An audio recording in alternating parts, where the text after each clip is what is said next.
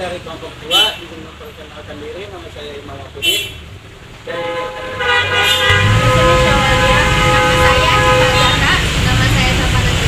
Nama saya Jessica Aurel. Nama saya Muhammad Fauzi. Dan di video kali ini kami akan mengobservasikan yaitu tentang pencemaran tanah di lingkungan sekolah. Lingkungan merupakan tempat kita hidup, akan tetapi seperti yang kita tahu, lingkungan seringkali terjadi pencemaran lingkungan. Pencemaran lingkungan hidup adalah masuk atau dimasukkannya makhluk hidup, zat, energi, atau komponen lain ke dalam lingkungan hidup oleh kegiatan manusia, sehingga melampaui baku mutu lingkungan hidup yang telah ditetapkan. Seperti halnya yang terjadi di lingkungan SMA Negeri 1 Rangkas Bitung, itu terjadi beberapa pencemaran lingkungan, salah satunya yaitu pencemaran tanah.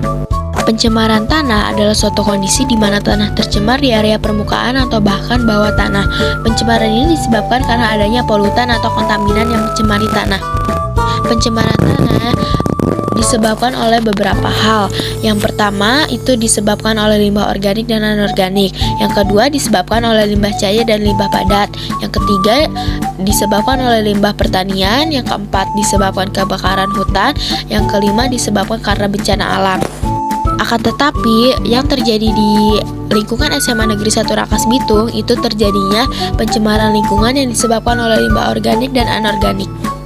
Definisi dari limbah organik sendiri adalah limbah yang dalam proses penguraiannya tidak memakan waktu dan proses yang lama. Hanya dengan waktu yang singkat, limbah ini mudah terurai. Sedangkan limbah anorganik memakan waktu yang lama dan proses yang panjang agar bisa terurai. Limbah organik dapat berupa sisa-sisa makanan yang tidak habis lalu dibuang sembarangan.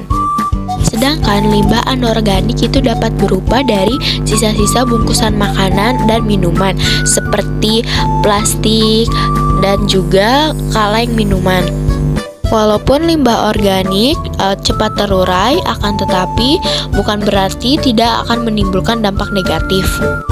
Jika tanah mengalami kelebihan limbah organik, maka akan berpengaruh terhadap tumbuh dan berkembang tanaman di lingkungannya. Kebalikan dari limbah organik yang tidak terlalu berbahaya, limbah anorganik merupakan limbah yang sangat berbahaya bagi lingkungan. Limbah anorganik yang sangat sulit untuk diuraikan menyebabkan tanah lebih mudah tercemar. Pencemaran tanah dapat berdampak buruk. Dampak yang pertama dapat berdampak terhadap kesehatan. Banyak permasalahan kesehatan yang diakibatkan dari pencemaran tanah.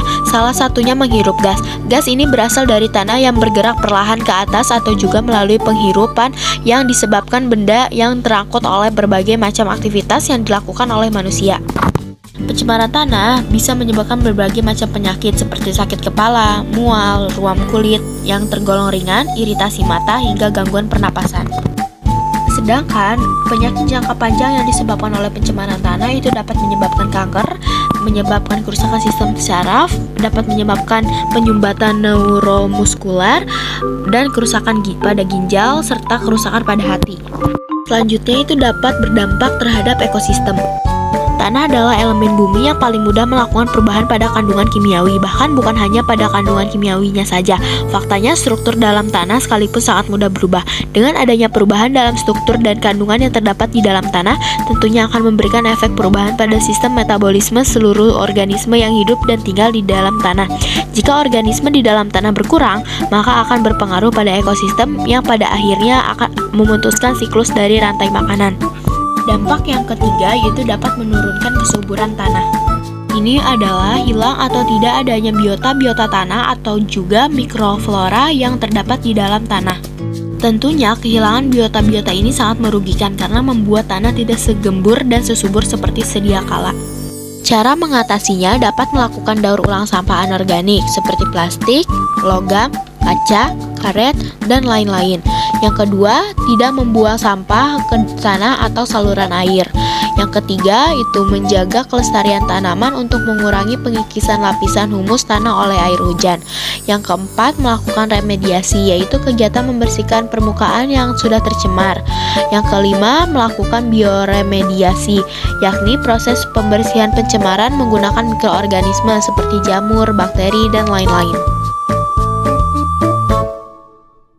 Dari observasi kami, kurang lebihnya mohon dimaafkan.